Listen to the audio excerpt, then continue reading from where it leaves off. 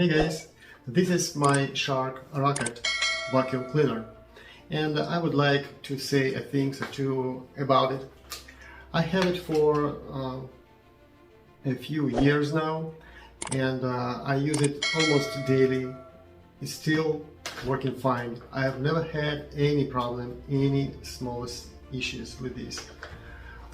It's a pretty lightweight. You see the brush. I have a set of brushes for, let's say, this one for some areas that is not easy to reach with a bigger brush. I can move right here and I can use it this way.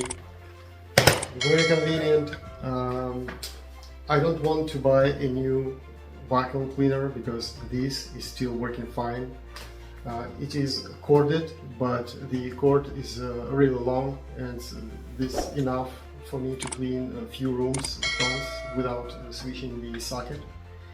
It doesn't require any bags, so it's really easy to clean. Everything is really easy here to remove. Just one to put it back. One, two. Everything is so easy, so convenient, easy to store, and suction level is more than enough for me. It has 2-level power control. You can turn it on, level 1, level 2. You can change it right here.